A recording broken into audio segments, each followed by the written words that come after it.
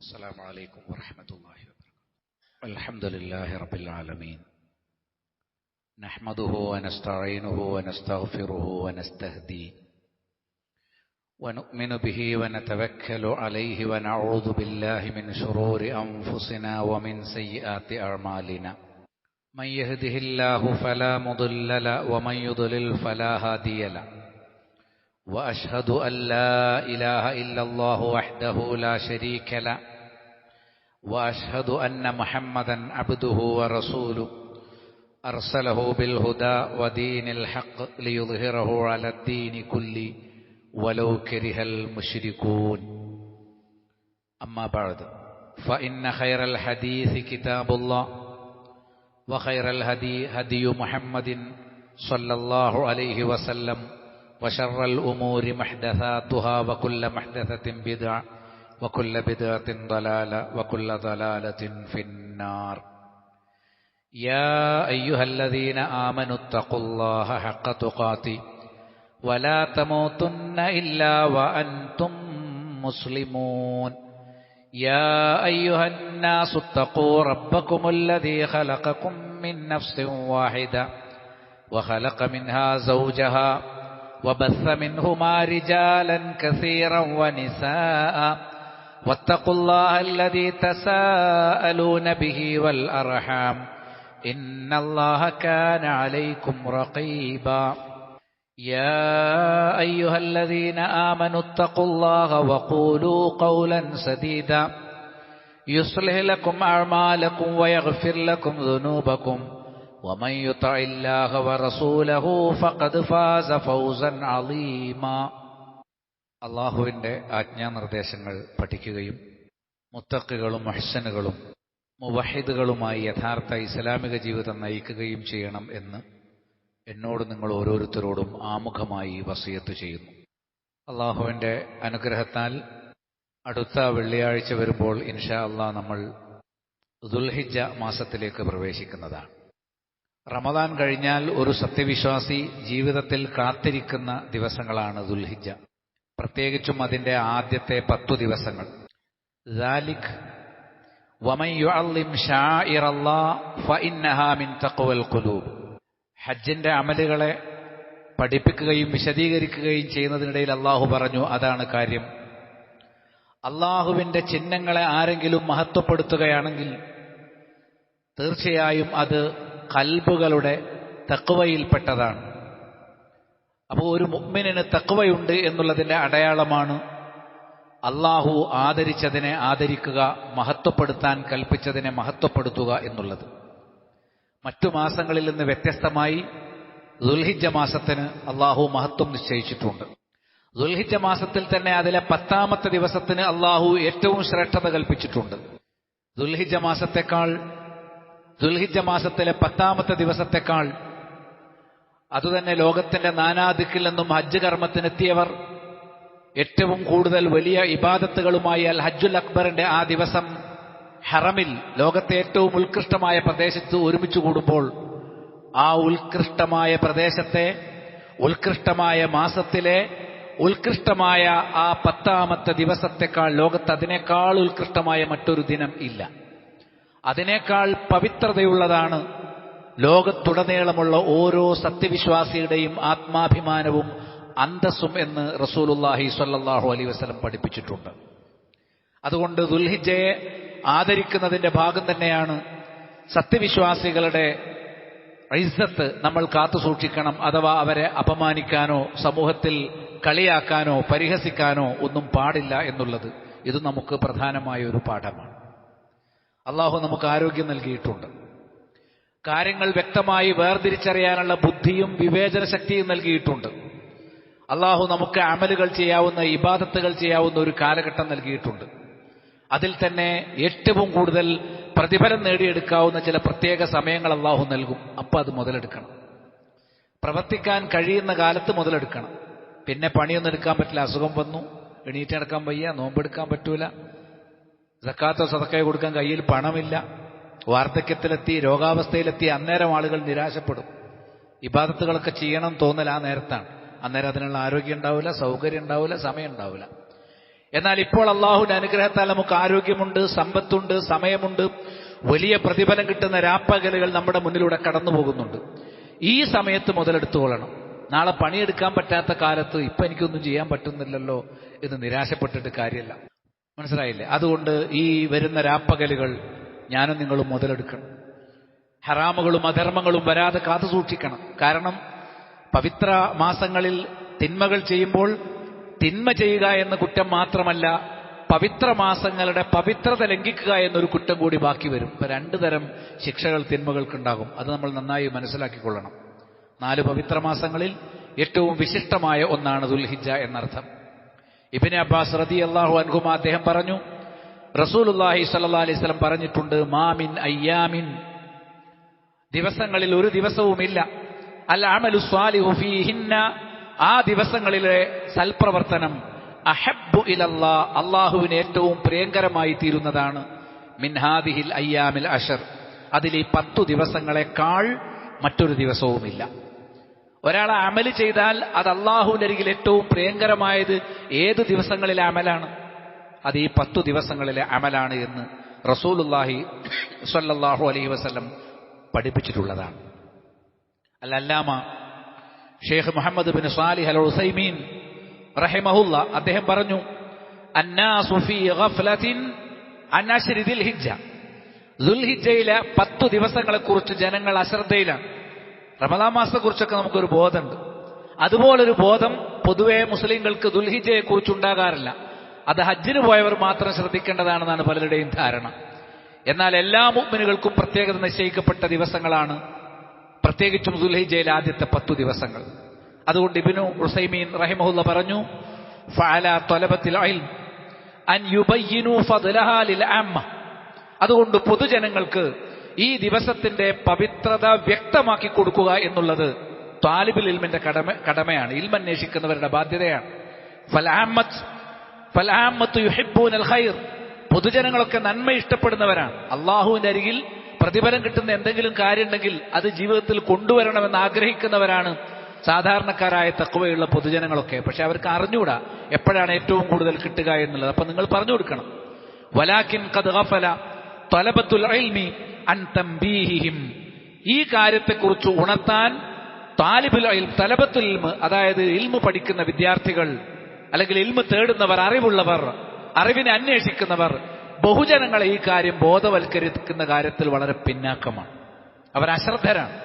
അതുകൊണ്ട് അറിവുള്ളവർ റമദാനിനെ കുറിച്ച് ബോധവൽക്കരണം നടത്തുന്നതുപോലെ നിങ്ങൾ എത്രമാത്രം സൂക്ഷിക്കണം നമുക്കറിയാം. അതുപോലെ ഈ വരാനിരിക്കുന്ന ദുൽഹിജ്ജയെക്കുറിച്ചും, അല്ലെങ്കിൽ നമുക്ക് എല്ലാ ദിവസവും പോലെ ഇതും കടന്നുപോകും. റമദാനിൽ ഒരു മാസമുണ്ട്. അപ്പൊ ആദ്യത്തെ ഒരാഴ്ചക്ക് വിട്ടുപോയാലും അടുത്ത ദിവസങ്ങളിൽ നമുക്കത് ഓർത്തെടുക്കാം. ദുൽഹിജ്ജ എന്ന് പറഞ്ഞാൽ അതിലേറ്റവും ശ്രേഷ്ഠമായത് 10 ദിവസങ്ങളാണ്. നമ്മൾ നോക്കി നിൽക്കേ അത് തീരും. പലർക്കും ആ ദുൽഹിജ്ജ 9ന്റെ നോമ്പിനെ കുറിച്ച് മാത്രമേ ചിന്തിക്കാൻ കഴിയൂ. അതുപോലെ പെരുന്നാളിനെ കുറിച്ചും, ചിലരൊക്കെ ബലിയെക്കുറിച്ചും ചിന്തിക്കും. എന്നാൽ അതിലും അപ്പുറത്തുള്ള പുണ്യങ്ങൾ നമുക്ക് ഈ മാസം സ്വന്തമാക്കേണ്ടതുണ്ട് എന്നത് ഓർക്കുക. ആദ്യമായി വരാനിരിക്കുന്ന ഈ ദുൽഹിജ്ജയുടെ പ്രത്യേകത, അല്ലാഹു സുബ്ഹാനഹു വ തആല ഏതെങ്കിലും ഒരു മാസത്തിന്റെ പേരെടുത്ത് സത്യം ചെയ്ത് സംസാരിച്ചിട്ടുണ്ടെങ്കിൽ അത് ദുൽഹിജ്ജയാണ്. ഖുർആൻ പറഞ്ഞു, വൽ ഫജ്ർ വലയാലിൻ അശ്ർ, പ്രഭാതം തന്നെ സത്യം, 10 രാവുകൾ തന്നെ സത്യം. ആ 10 രാവുകൾ അഥവാ 10 ദിനങ്ങൾ എന്നതുകൊണ്ട് ഉദ്ദേശിക്കുന്നത് ദുൽഹിജ്ജയിലെ 10 ദിവസങ്ങളാണ്. വല്ലയാലി അൽ അശ്ർ ഹിയ അശ്റു ദുൽഹിജ്ജ എന്ന് മുഫസ്സിറുകളെല്ലാം ഭൂരിപക്ഷം പണ്ഡിതന്മാരും അപ്രകാരമാണ് വിശദീകരിച്ചിട്ടുള്ളത്. ഇബ്നു കസീർ റഹിമഹുല്ലാഹ് പറഞ്ഞു, 10 ദിനങ്ങൾ ഏതാണ് എന്നതിനെക്കുറിച്ച് വ്യത്യസ്തമായ അഭിപ്രായമുണ്ടെങ്കിലും ദുൽഹിജ്ജയിലെ ആദ്യത്തെ 10 ദിനങ്ങളാണ് എന്നതാണ് വഹുവ സ്വഹീഹ്, അതാണ് ശരിയായിട്ടുള്ളത് എന്ന് ഇമാം ഇബ്നു കസീർ റഹിമഹുല്ലാഹ് വ്യക്തമാക്കിയിട്ടുണ്ട്. അപ്പൊ അള്ളാഹു ആണയിട്ട് പറയാൻ, അള്ളാഹു ചില ഗൗരവമുള്ള സംഗതി പറയുമ്പോഴാണ് സത്യം ചെയ്തു പറയുക. സൃഷ്ടികളെ കുറിച്ച് സത്യം ചെയ്യാൻ അള്ളാഹുവിന് മാത്രമേ അനുവാദമുള്ളൂ. നമ്മൾ സത്യം ചെയ്യുമ്പോൾ റബ്ബിനെ കുറിച്ച് മാത്രമേ സത്യം ചെയ്യാവൂ. വാപ്പയാണ് സത്യം, ഉമ്മയാണ് സത്യം, പള്ളിയാണ് സത്യം, മക്കളാണ് സത്യം എന്ന് പറയാൻ പാടില്ല, ഹറാമാണ്. അത് ചെറിയ ശിർക്കാണ്. അതേസമയത്ത് റബ്ബിന്റെ പേരിലും അവന്റെ സിഫത്തുകളും അവന്റെ നാമങ്ങളും വെച്ചുകൊണ്ടല്ലാതെ ഒരിക്കലും സത്യം ചെയ്യാൻ പാടുള്ളതല്ല. അതേസമയത്ത് അള്ളാഹു സൃഷ്ടികളെ കൊണ്ട് സത്യം ചെയ്യും. എന്തിനാണ്? ഏത് സൃഷ്ടിയെ സത്യം ചെയ്താണോ അള്ളാഹു വിഷയങ്ങൾ പഠിപ്പിക്കുന്നത്, ആ സൃഷ്ടിയെക്കുറിച്ച് നമ്മൾ പഠിക്കണം. അത് ദൃഷ്ടാന്തമാണ്. റബ്ബിലേക്ക് നമുക്ക് കൂടുതൽ അടുക്കാനും അവന്റെ മഹത്വം ബോധ്യപ്പെടാനും അത് കാരണമാകും. അള്ളാഹുവിന്റെ മഹത്വത്തെ ബോധ്യപ്പെടുത്തുന്ന ദിനങ്ങളാണ് ദുൽഹിജ്ജയിലെ ആദ്യത്തെ 10 ദിനങ്ങളെന്ന് അതിൽ നിന്ന് മനസ്സിലാക്കാം. രണ്ടാമത്തെ പ്രത്യേകത, ദിക്റുകൾക്ക് പ്രാധാന്യമുള്ള മാസമാണ്. മറ്റതൊക്കെ അമലുകൾക്കാണ് പ്രാധാന്യം. അമലുകൾ എന്നതിനേക്കാളേറെ ദിക്ർ അമലാണ്. എന്നാലും മറ്റ് അമലുകളെ പോലെ എല്ലാവർക്കും ബാഹ്യമായി കാണാൻ കഴിയുന്ന അമലായിക്കൊള്ളുന്നില്ല. സുബ്ഹാനല്ലാഹ്, അൽഹംദുലില്ലാഹ്, ലാ ഇലാഹ ഇല്ലല്ലാഹ്, അല്ലാഹു അക്ബർ ഏറ്റവും കൂടുതൽ പ്രതിഫലം കിട്ടുന്ന ദിക്റുകളാണ്. നമ്മൾ ഓരോ ദിക്ർ ചെല്ലുമ്പോഴും അത് ഖിറാസു അഹ്ലിൽ ജന്ന, സ്വർഗവാസികൾക്കുള്ള ചെടിയാണ്. നമ്മളൊരു സുബ്ഹാനല്ലാഹ് എന്നൊരാൾ ദിക്ർ ചൊല്ലിയാൽ അല്ലാഹു സുബ്ഹാനഹു വ തആല പരലോകത്ത് ആസ്വദിക്കാൻ വേണ്ടി അവന്റെ കൈകൊണ്ട് ഒരു ചെടി നട്ടുപിടിപ്പിക്കും. 100 സുബ്ഹാനല്ലാഹ് പറഞ്ഞാൽ 100 ചെടി നട്ടുപിടിപ്പിക്കും. അപ്പൊ നമ്മൾ എല്ലാ ദിവസവും ദിക്റുണ്ട്. രാവിലത്തെ ദിക്റുകൾ, വൈകുന്നേരത്തെ ദിക്റുകൾ, നിസ്കാരം കഴിഞ്ഞാലുള്ള ദിക്റുകൾ, രാത്രി കിടന്നുറങ്ങാൻ നേരത്തുള്ള ദിക്റുകൾ. ഇത് പ്രത്യേകതയോടുകൂടി നമ്മൾ നിലനിർത്തി പോരുന്നതാണ്. ഇത് കൂടാതെ എല്ലായിടത്തും വീട്ടിൽ നിന്ന് പുറത്തിറങ്ങുമ്പോൾ ദിക്ർ, വീട്ടിലേക്ക് പ്രവേശിക്കുമ്പോൾ ദിക്ർ, ഒതു എടുക്കുന്നതിന് മുമ്പ്, ഒതു എടുത്തതിന് ശേഷം, പള്ളിയിലേക്ക് കയറുമ്പോൾ, ഇറങ്ങുമ്പോൾ, ഭക്ഷണം കഴിക്കുന്നതിന് മുമ്പ്, ശേഷം, വസ്ത്രം ധരിക്കുമ്പോൾ. എവിടെയാ ദിക്റില്ലാത്തത്? ഒതു എടുത്താൽ ദിക്ർ.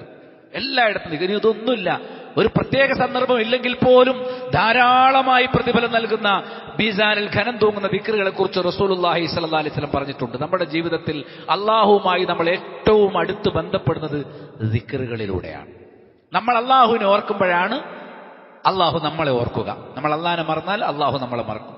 വലാ തകൂനു കല്ലദീന നസുല്ലാഹ്, നിങ്ങൾ അള്ളാഹുവിനെ മറന്നവരെ പോലെയായി മാറരുത് എന്ന് അള്ളാഹു താക്കീത് ചെയ്തിട്ടുണ്ട്. അങ്ങനെ മറന്നാൽ അള്ളാഹു നമ്മളെയും മറന്നേക്കും. നമ്മളെ മറക്കുക എന്ന് പറഞ്ഞാൽ പരലോകത്ത് അള്ളാഹു നമ്മെ സ്വർഗത്തിലേക്ക് അടുപ്പിക്കുകയോ നരകത്തിൽ നിന്ന് അകറ്റുകയോ ചെയ്യുകയില്ല എന്നുള്ള ഗൗരവം നമ്മൾ മനസ്സിലാക്കണം. അതുകൊണ്ട് ദിക്റുകൾക്കാണ് പ്രാധാന്യം. എന്താണ് ഈ മാസത്തിൽ നാം ഏറ്റവും പ്രധാനമായി കൊണ്ടുവരേണ്ടത്?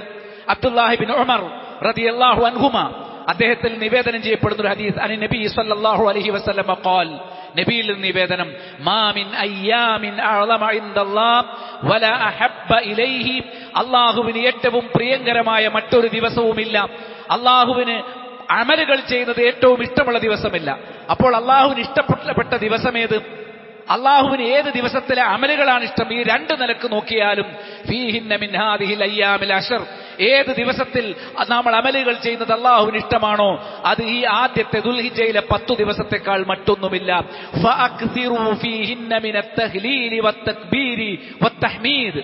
ഇമാം അഹ്മദ് അദ്ദേഹത്തിന്റെ മുസ്നദിൽ സ്വഹീഹായി ഉദ്ധരിച്ചിട്ടുള്ള ഹദീസാണ് ഇബ്നു ഉമറിൽ നിന്ന് നിവേദനം ചെയ്യപ്പെട്ടിട്ടുള്ളത്. നിങ്ങൾ ലാ ഇലാഹ ഇല്ലല്ലാഹ്, അല്ലാഹു അക്ബർ, അൽഹംദുലില്ലാഹ് എന്ന ദിക്റുകൾ വർദ്ധിപ്പിക്കണം. അപ്പൊ ദുൽഹിജ്ജയിൽ റമദാനിൽ നമ്മൾ ഖുർആൻ പാരായണമാണ് വർദ്ധിപ്പിച്ചത്. ഖുർആൻ പാരായണവും ദിക്ർ തന്നെയാണ്.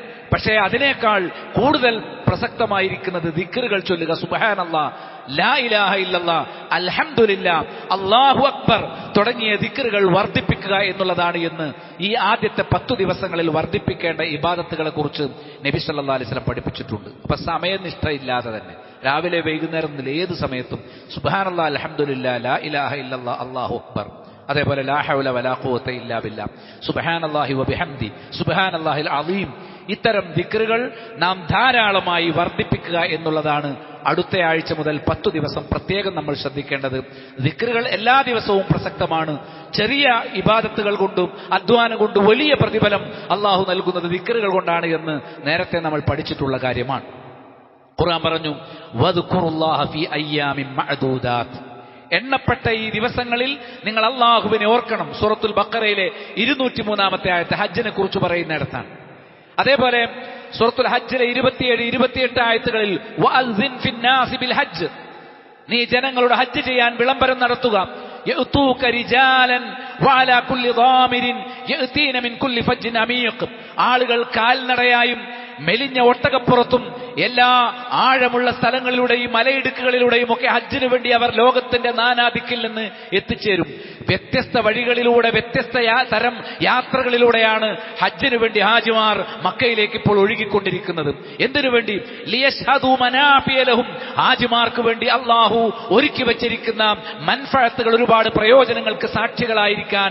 വയദ്കുറുസ്മല്ലാഹ് ഫീ അയ്യാമിൻ മഅലൂമാത്ത്, നിർണിതമായ ദിവസങ്ങളിൽ, എണ്ണപ്പെട്ട ദിവസങ്ങളിൽ അള്ളാഹുവിന്റെ നാമം അവർ സ്മരിക്കുന്നതിനു വേണ്ടി, ദിക്റുകൾക്ക് വേണ്ടി.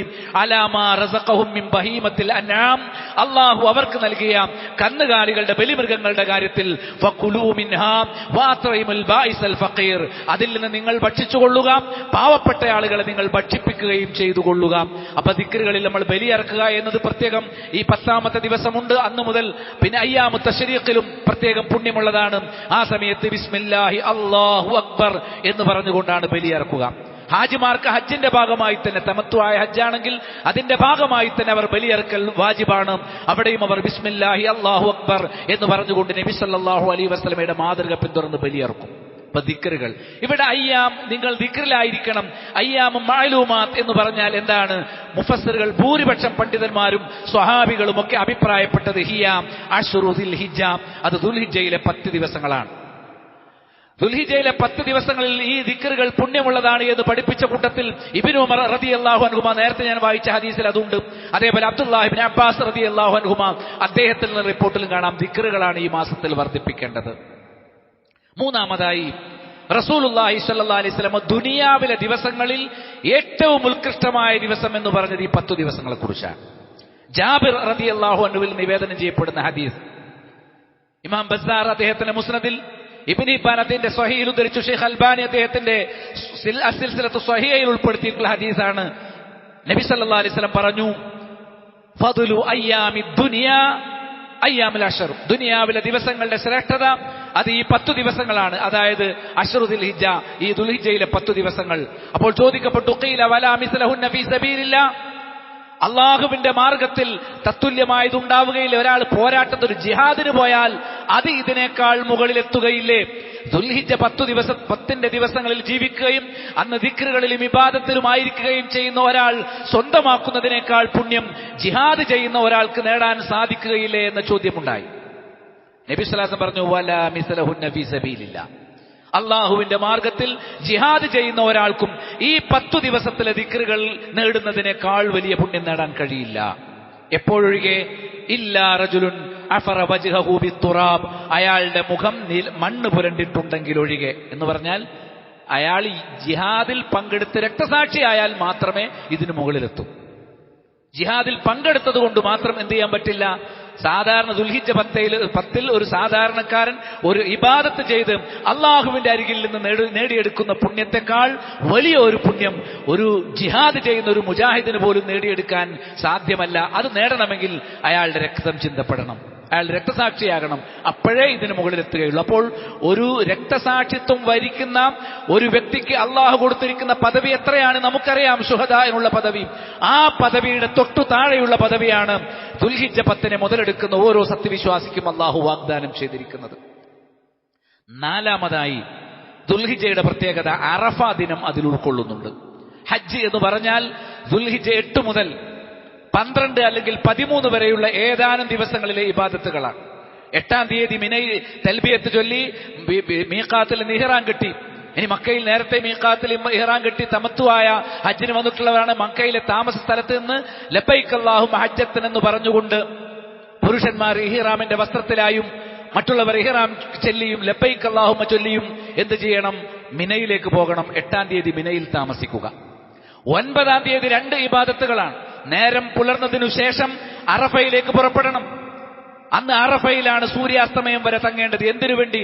തന്റെ പാപങ്ങളൊക്കെ ഏറ്റുപറഞ്ഞ് ഉമ്മ പ്രസവിച്ച ദിനത്തിലെ കുഞ്ഞിനെ പോലെ കളങ്കമില്ലാത്തവനായി വരാൻ ഒരു ഹാജിക്ക് സാധിക്കുന്നത് ദുൽഹിജ്ജ 9-നാണ്. അള്ളാഹു ലോകത്ത് ഏറ്റവും കൂടുതൽ ആളുകൾക്ക് നരകമോചനം പ്രഖ്യാപിക്കുന്നത് ദുൽഹിജ്ജ 9-നാണ്. നരകമോചനത്തിന്റെ ദിനമാണ്. റമദാനിനെ കുറിച്ച് നമ്മൾ പഠിച്ചിട്ടുണ്ട്. അള്ളാഹു എല്ലാ ദിവസവും പ്രത്യേകം ആളുകൾക്ക് റമദാനിൽ നരകമോചനം നൽകുമെന്നും അത് കഴിഞ്ഞാൽ അള്ളാഹു പ്രത്യേകമായി ഏറ്റവും കൂടുതൽ ആളുകൾക്ക് നരകമോചനം നിശ്ചയിക്കുന്നത് ദുൽഹിജ്ജ 9-നാണ്. അങ്ങനെ അള്ളാഹു ആ ഒരു പ്രത്യേകത നിശ്ചയിച്ചിരിക്കുന്ന ദുൽഹിജ്ജ 9 ഉണ്ടല്ലോ, അത് ഈ 10-ൽ ഉൾക്കൊള്ളുന്നു എന്നുള്ളതിന്റെ പ്രത്യേകതയാണ്. അൽ ഹജ്ജുൽ അക്ബർ, ഏറ്റവും വലിയ ഹജ്ജ് എന്നറിയപ്പെടുന്ന ദിനമാണ്. അൽ ഹജ്ജു അറഫ, ഹജ്ജ് എന്ന് പറഞ്ഞാൽ അത് അറഫ തന്നെയാണ് എന്നും നബി സല്ലല്ലാഹു അലൈഹി വസല്ലം പഠിപ്പിച്ചിട്ടുണ്ട്. അത് പാപമോചനങ്ങളുടെ ദിനമാണ്, നരകമോചനത്തിന്റെ ദിനമാണ്. തീർച്ചയായിട്ടും ഹാജിമാർക്ക് അറഫയിൽ നിൽക്കാനോ അറഫയിൽ എത്തിച്ചേരാനോ സാധിച്ചില്ലെങ്കിൽ ഒരിക്കലും അവർക്ക് ഹജ്ജില്ല എന്നുള്ളതാണ് വസ്തുത. ഹജ്ജിന്റെ ആത്മാവാണ് അറഫ. ഈ അറഫ ദിനം അതിൽ ഉൾക്കൊള്ളുന്നു. ഹാജിമാർ മാത്രമാണോ അറഫയിലല്ല? എന്നാണോ ഹാജിമാർ അറഫയിൽ നിൽക്കുന്നത്, ആ ദിവസം ലോകത്തുള്ള എല്ലാ മുസ്ലിങ്ങളും ഹജ്ജ് നിർവഹിക്കണം. നമ്മുടെ നാട്ടിലെ കലണ്ടർ നോക്കി, വ്യത്യസ്തമായ മാസപ്പറക്കണക്കുകാരെ നോക്കിയിട്ട് ദുൽഹിജ്ജ 9 എന്നാണ് എന്ന് നോക്കി നോമ്പ് നോൽക്കാനല്ല. ദുൽഹിജ്ജ 9-ാം തീയതി നോമ്പ് നോൽക്കണം എന്നല്ല നബി സല്ലല്ലാഹു അലൈഹി വസല്ലം പഠിപ്പിച്ചത്.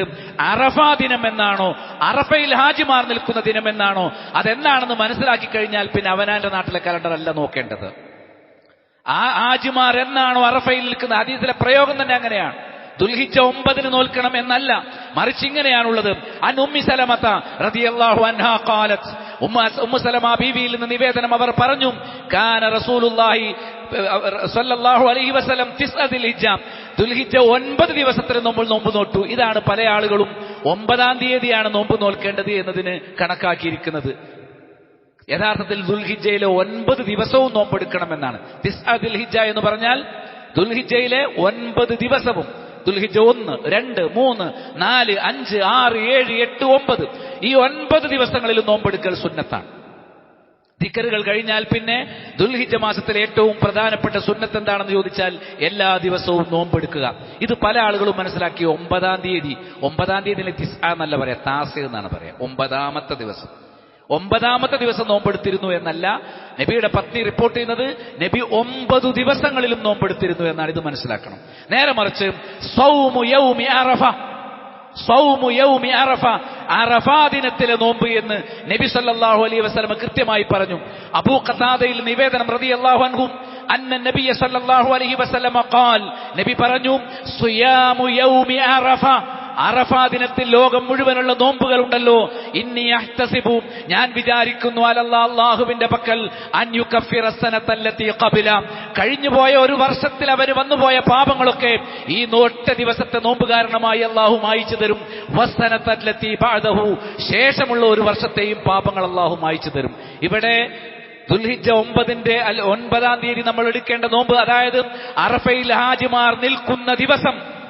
ഇനി നമ്മുടെ നാട്ടിൽ പ്രത്യേകം കലണ്ടർ ഉപയോഗിക്കുന്നവർക്ക് അന്ന് 8 ഉള്ളൂവെങ്കിലും ശരി, നമ്മൾ മനസ്സിരുത്തേണ്ടത് എന്താണ്? അറഫാ ദിനത്തിലെ നോമ്പ് അത് കൃത്യമായും അറഫയിൽ, സിയാമു യൗമി അറഫ, അറഫാ ദിനത്തിലെ നോമ്പ്. അറഫാ ദിനം അറഫയിലുള്ളതാണ്, നമ്മുടെ നാട്ടിലല്ല. അറഫ എവിടെയാണ്? മക്കയിലാണ്.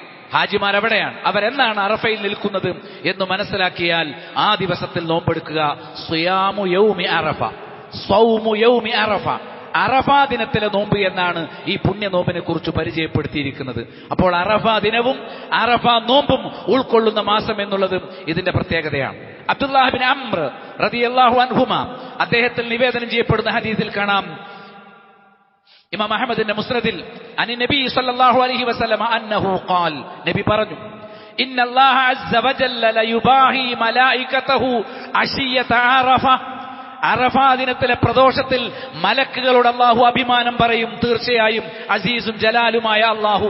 ഫയഖൂലു, അവൻ പറയും, ഉൾളുറു ഇലാ ഇബാദി, എന്റെ ഈ അടിമകളെ നോക്കുക. അതൗനി ശുഅസൻ ഗുബറ, അവർ ചപ്രത്തലയന്മാരായും പൊടിപുരണ്ടവരായും എന്റെ അരികിലേക്ക് എത്തിയിരിക്കുന്നു. ഹാജിമാരാണ്.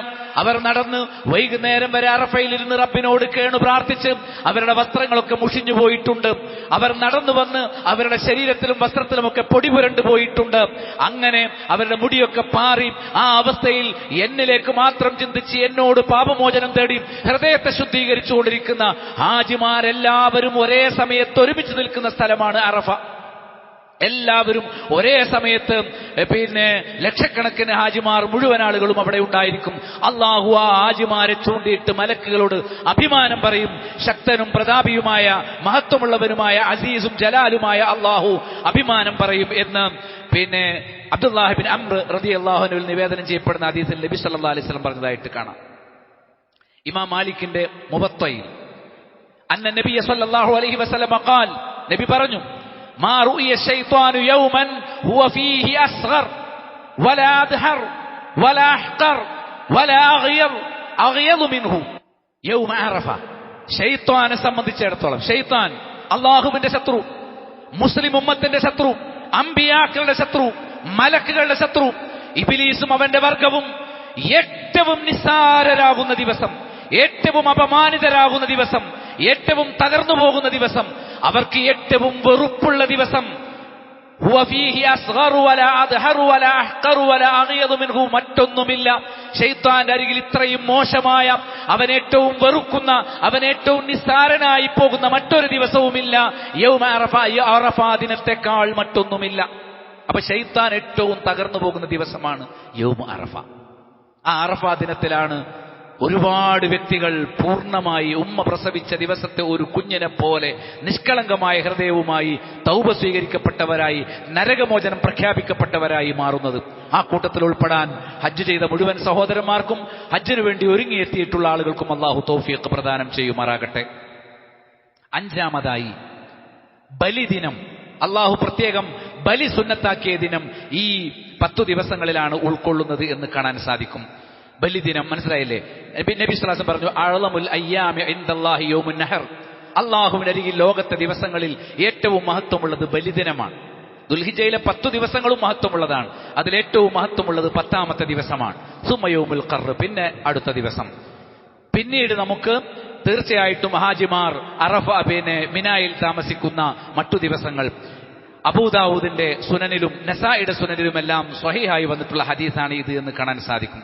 വ്യത്യസ്തമായ പ്രത്യേകതകൾ കൊണ്ട് സവിശേഷമായ ഈ 10 നാളുകൾ അടുത്ത ആഴ്ച നമ്മുടെ അരികിലേക്ക് വരുമ്പോൾ ജീവിച്ചിരിക്കാൻ നമുക്ക് അല്ലാഹു തൗഫീഖ് നൽകിയാൽ അതിനെ ദിക്റുകൾ കൊണ്ടും നോമ്പ് തുടങ്ങിയ മറ്റ് ഇബാദത്തുകൾ കൊണ്ടും സ്വന്തമാക്കുക.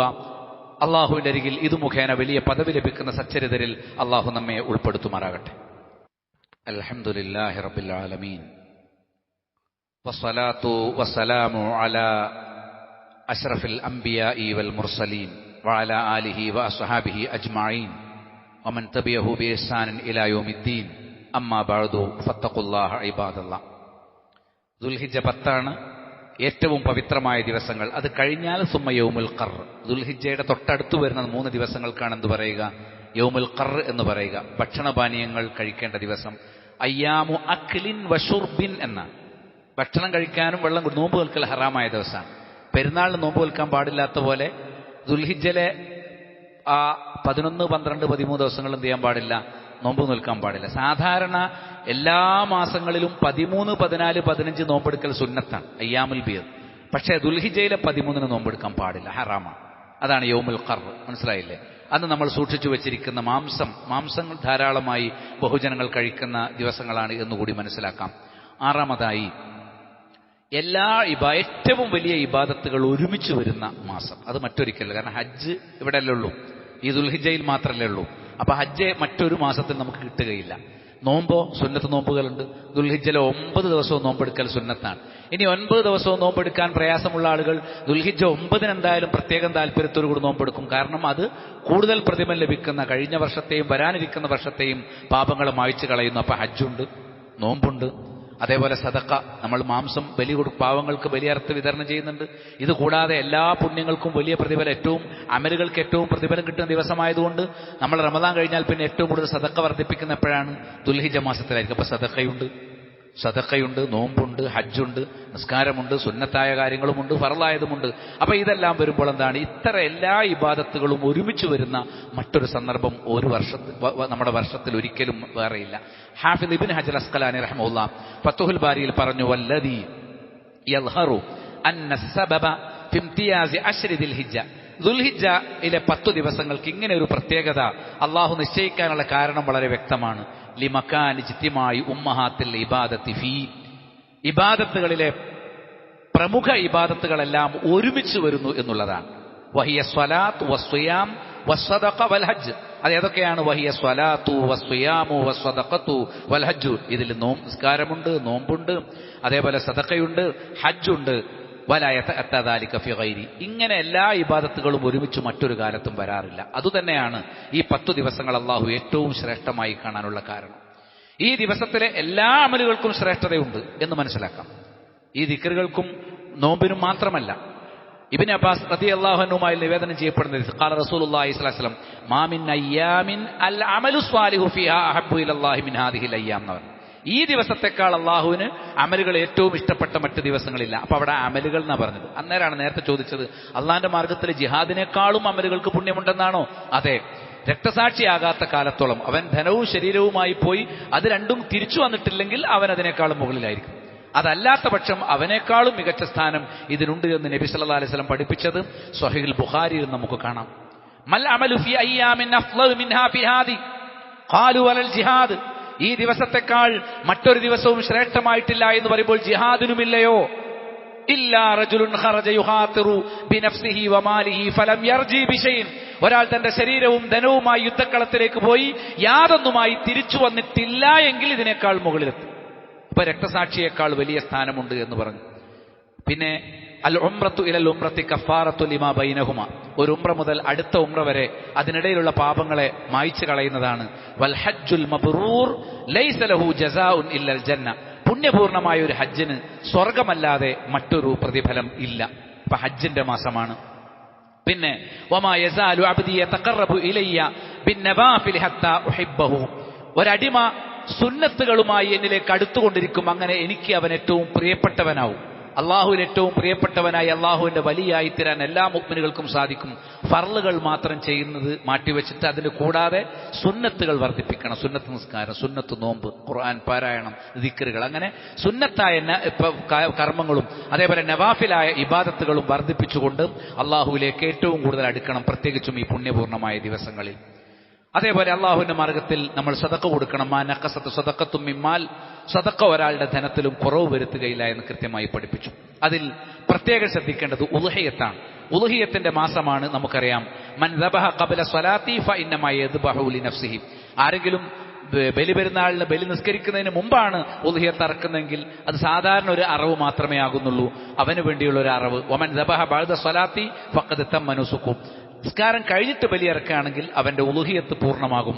വാസാബ സുന്നത്തൽ മുസ്ലിമീൻ. അവന് സുന്നത്ത് കിട്ടും, മുസ്ലിങ്ങളുടെ ചര്യ അവൻ തുടർന്നു. അപ്പോൾ ഉളുഹിയത്ത് കിട്ടണമെങ്കിൽ ഒരു കാരണവശാലും നേരത്തെ ഇറക്കരുത്. നമ്മൾ ബലിപെരുന്നാൾ നിസ്കാരം കഴിഞ്ഞതിന് ശേഷമാണ്.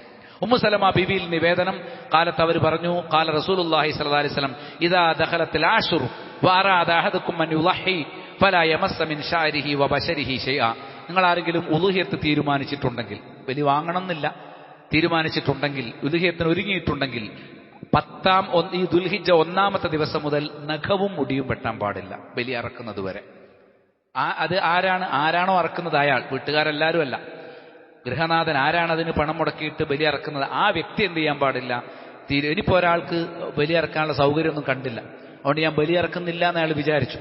പക്ഷെ 2-3 ദിവസം കഴിഞ്ഞപ്പോൾ അയാൾക്കൊരു സൗകര്യം ഒത്തു വന്നു, ഒരു ഫണ്ട് വന്നു. അപ്പോൾ ഞാൻ ഇപ്രാവശ്യം ഉളുഹിയത്ത് ഇറക്കുന്നുണ്ട്, കുഴപ്പമില്ല. ഉളുഹിയത്ത് 13-ാം തീയതിക്ക് മുമ്പ് ഏത് സമയത്ത് നിയ്യത്ത് വെച്ചിട്ട് നമുക്ക് ഉളുഹിയത്തിൽ ചേരാം. 13-ാം തീയതി മഗ്‌രിബിന് മുമ്പ് ഏത് സമയത്തും അല്ലെങ്കിൽ അസറിന് മുമ്പ് ഏത് സമയത്തും നമുക്ക് എന്ത് ചെയ്യാം, ബലി ഇറക്കാം. അത് തീരുമാനിച്ചാലും കിട്ടും. എപ്പോഴാണോ തീരുമാനമെടുക്കുന്നത് ആ സമയം മുതൽ നമ്മൾ എന്ത് ചെയ്യണം, നഖവും മുടിയും വെട്ടാതിരിക്കണം എന്നുള്ളത് പ്രത്യേകം ശ്രദ്ധിക്കണം. മൻ ദബഹ ഖബല സ്വലാത്തി ഫൽയുഇദ്. ആരെങ്കിലും നിസ്കരിക്കുന്നതിന് മുമ്പ് ബലി അറുത്തു പോയാൽ ഉളുഹിയത്തിന്റെ പ്രതിഫലം കിട്ടണമെങ്കിൽ അവൻ ആവർത്തിക്കണം, വീണ്ടും അറക്കണം എന്ന് പഠിപ്പിച്ചിട്ടുണ്ട്. പിന്നെ അയ്യാമു തശ്രീഖ് ഞാൻ നേരത്തെ പറഞ്ഞു, അത് 11, 12, 13 ദിവസങ്ങളാണ്. അതായത് ദുൽഹിജ്ജ 9-ന് അറഫാ ദിനവും രാത്രി മുസ്ദലിഫയിലെ താമസവുമാണ് ഹാജിമാർക്കുള്ളത്. പിന്നീട് 10-ാം തീയതിയാണ് ഹജ്ജിന്റെ പ്രധാനപ്പെട്ട ഇബാദത്തുകൾ. അതായത് അന്ന് അവർ ബലിയിറക്കണം, പുരുഷന്മാർ മുടി കളയണം, സ്ത്രീകൾ ഒരു വിരലിന്റെ വലുപ്പത്തിൽ മുടിയുടെ അറ്റത്തു നിന്നും പൂർണ്ണമായിട്ട് വെട്ടണം. അതേപോലെ തന്നെ അന്നേ ദിവസം അവർ തവാഫുൽ ഇഫാദ, ഹജ്ജിന്റെ ഏറ്റവും പ്രധാനപ്പെട്ട തവാഫ് നടത്തണം. അന്ന് അവര് മിനയിൽ സഅയ് നടത്തണം. ഇങ്ങനെ 5 ഇബാദത്തുകളുണ്ട്. വലിയ ജംറയിൽ കല്ലെറിയണം. ഒരു ജംറയിൽ മാത്രമേ അന്ന് കല്ലെറിയുള്ളൂ 10-ാം തീയതി. വലിയ ജംറയിൽ, 3-ാമത്തെ ജംറയിൽ കല്ലെറിയണം. ഇങ്ങനെ 5 ഇബാദത്തുകളുണ്ട്. ഇതെല്ലാം കൂടി ഒരാൾക്ക് ആരോഗ്യപരമായ കാരണം കൊണ്ടോ തിരക്കുകൊണ്ടോ നടത്താൻ സാധിച്ചിട്ടില്ലെങ്കിൽ ഹജ്ജ് തീരുന്നതിന് മുമ്പ് 13 വരെ ദിവസങ്ങളിൽ നീട്ടിവെക്കുന്നതിന് വിരോധമൊന്നുമില്ല. അഫ്ളലായത് ആ ദിവസം, ഹജ്ജിന്റെ ഏറ്റവും പ്രധാനപ്പെട്ട ദിവസം അതാണ്. ബലിയറക്കൽ, മുടികളയൽ, തവാഫുൽ ഇഫാദ, സഅയ്, വലിയ ജംറയിൽ കല്ലെറിയൽ. ഇത് 10-ാം തീയതി. പിന്നെ അവർ മിനയിലേക്ക് തിരിച്ചു വരണം. 11, 12, 13 ഉച്ച കഴിഞ്ഞാൽ എന്ത് ചെയ്യണം, മിനയിൽ പോയിട്ട് കല്ലെറിയണം. 3 ജംറയിൽ എറിയണം. ആദ്യത്തെ ജംറയിൽ കല്ലെറിഞ്ഞാൽ 7 തവണ കല്ലെറിഞ്ഞ് ബിസ്മില്ലാഹി അല്ലാഹു അക്ബർ എന്നാണ് കല്ലെറിയാം. എല്ലെറിഞ്ഞാൽ മതി. ഇങ്ങനെ ശൈത്താൻ എറിയാന്ന് പറഞ്ഞാൽ ഉറക്കെറിയാന്നൊന്നുമില്ല. ശൈത്താൻ എറിയുക എന്നൊക്കെ ഉള്ളതിന് യാതൊരു പ്രാമാണിക രേഖയില്ല. നബി സല്ലല്ലാഹു അലൈഹി വസല്ലം പ്രവർത്തിച്ചു, അതുകൊണ്ട് നമ്മൾ പ്രവർത്തിക്കുന്നു. ചില ആൾക്കാർ അങ്ങനെയുണ്ട്, ചോട്ടാ ശൈത്താൻ, ബടാ ശൈത്താൻ. അതൊക്കെ ആരുടെയോ അന്ധവിശ്വാസങ്ങളാണ്, പ്രമാണങ്ങളിൽ സ്ഥിരപ്പെട്ടതല്ല. അതെന്തോ ആകട്ടെ, നബിയുടെ ചര്യയാണ് നമ്മൾ പിന്തുടരും. നബി കല്ലെറിഞ്ഞു, നമ്മൾ കല്ലെറി. നമ്മളതിന്റെ യുക്തിയെ പറ്റിയോ കാരണങ്ങളെ പറ്റിയോ നബി പറയാത്ത കാലത്തോളം ഊഹിച്ചെടുക്കേണ്ട ആവശ്യം നമുക്കില്ല. ഏതായിരുന്നാലും അതുകൊണ്ട് വലിയ ഏറൊന്നും വേണ്ട. സാധാരണ ഒരു മിനിമം ഒരു കടലമണിയേക്കാൾ ഇച്ചിരി കൂടി വലുപ്പമുള്ള കല്ലെടുത്തിട്ട് എന്ത് ചെയ്യണം? അത് ശേഖരിക്കണം. 7 കല്ലുകൾ ഓരോ ജംറയിൽ. ഒരു ജംറയിൽ 7 കല്ലുകൾ എറിഞ്ഞു കഴിഞ്ഞാൽ ഖിബലയുടെ ദിശയൊക്കെ അവിടെ അടയാളപ്പെടുത്തി അങ്ങോട്ട് തിരിഞ്ഞെന്ന് ഇഷ്ടം പോലെ ദുആ ചെയ്യാം. രണ്ടാമത്തെ ജംറയിൽ ചെന്ന് അവിടെയും 7 കല്ലെറിയ ഇഷ്ടം പോലെ ദുആ ചെയ്യാം. മൂന്നാമത്തെ ജംറയ്ക്ക് ശേഷം പ്രത്യേകം ദുആ സുന്നത്തില്ല. ഇങ്ങനെ അടുത്ത 11, 12, 13 ഈ 13ാമത്തെ ദിവസത്തെ ഏറ് വേണമെങ്കിൽ ഒഴിവാക്കാം. 12 കഴിഞ്ഞിട്ട് മടങ്ങാം എന്ന് പഠിപ്പിച്ചിട്ടുണ്ട്. വദ്കുറുല്ലാഹ ഫി അയ്യാമിൻ മഅദൂദാത്ത്, എണ്ണപ്പെട്ട ദിവസങ്ങൾ നിങ്ങൾ അള്ളാഹുവിനെ ഓർക്കണം. കല്ലെറിയുമ്പോഴും ബിസ്മില്ലാഹി അല്ലാഹു അക്ബർ, അത് കഴിഞ്ഞിട്ടും പ്രാർത്ഥനയാണ്. ഫമൻ തഅജ്ജല ഫി യൗമൈൻ, 2 ദിവസം കൊണ്ടും ധൃതിയിൽ മടങ്ങണമെന്നാരെങ്കിലും ഉദ്ദേശിച്ചാൽ ഫലാ ഇസ്മാലിഹി, കുറ്റമില്ല. 12-ാം തീയതി ഹജ്ജ് അവസാനിപ്പിക്കാം. പൂർണ്ണതക്ക് നല്ലത് 13-ാം തീയതി. കല്ലെറിയാൻ ഉദ്ദേശിക്കുന്നവർ 13-ാം തീയതി ഉച്ചയ്ക്ക് ശേഷം കല്ലെറിയലാണ്, ഏത് ദിവസവും ഉച്ചയ്ക്ക് ശേഷം കല്ലെറിയലാണ് സുന്നത്ത് എന്ന് മനസ്സിലാക്കണം. അല്ലാഹു സുബ്ഹാനഹു വ തആല ഈ പവിത്രമായ ദിവസങ്ങളെ സ്വന്തമാക്കാനും വരുതിയിലാക്കാനും പരലോകത്ത് ഖേദിക്കുകയും വിരൽ കടിക്കുകയും ചെയ്യുന്ന ഒരവസ്ഥയിൽ എത്തിപ്പെടാതിരിക്കാൻ, അതായത് ഇങ്ങനത്തെ അവസരം കിട്ടിയിട്ടും ഞാനത് വളരെ പാഴാക്കി കളഞ്ഞു, കളിച്ചും ചിരിച്ചും റീൽസും അങ്ങനത്തെ ഏർപ്പാടുകളും ഒക്കെ ആയിട്ട് എൻ്റെ സമയം കളഞ്ഞു, ദിക്റുകൾക്ക് നേരണ്ടായില്ല, സുന്നത്ത് നോമ്പെടുക്കാൻ എനിക്ക് പറ്റിയില്ല, അങ്ങനെ ഇത്രയും മഹത്വമേറിയ ദിവസങ്ങളെ അവഗണിച്ച് കളഞ്ഞതിൻ്റെ പേരിൽ നാളെ ഖേദിക്കുന്ന ഒരു സാഹചര്യം വരാതിരിക്കാനുള്ള ജാഗ്രതയും ബോധവും അള്ളാഹു നമുക്ക് നിലനിർത്തി തരുമാറാകട്ടെ. നമ്മിൽ നിന്ന് വന്നു പോകുന്ന എല്ലാ വീഴ്ചകളും നമ്മുടെ ഇബാദത്തുകൾ കാരണമായി അള്ളാഹു പുറത്തു മാപ്പാക്കി തരുമാറാകട്ടെ. നമ്മിൽ നിന്ന് മരണപ്പെട്ടുപോയ പ്രിയപ്പെട്ടവർ, രക്ഷിതാക്കൾ, പണ്ഡിതന്മാർ, മാതാപിതാക്കൾ, അവർക്കെല്ലാം അള്ളാഹു മഗ്ഫിറത്തും റഹ്മത്തും പ്രദാനം ചെയ്യട്ടെ. രോഗം കൊണ്ട് വിഷമിച്ച് ഹോസ്പിറ്റലുകളിലും വീടുകളിലും പ്രയാസപ്പെടുന്ന പ്രിയപ്പെട്ടവർക്ക് അള്ളാഹു ഏറ്റവും വേഗത്തിലുള്ള ശിഫ പ്രദാനം ചെയ്യുമാറാകട്ടെ. ربنا تقبل منا إنك أنت السميع العليم وتب علينا إنك أنت التواب الرحيم. اللهم اغفر للمؤمنين والمؤمنات والمسلمين والمسلمات الأحياء منهم والأموات إنك مجيب الدعوات يا قاضي الحاجات. ربنا آتنا في الدنيا حسنة وفي الآخرة حسنة وقنا عذاب النار. اللهم أعز الإسلام والمسلمين وأذل الشرك والمشركين. ربنا أجرنا من النار. اللهم صل على محمد وعلى آل محمد.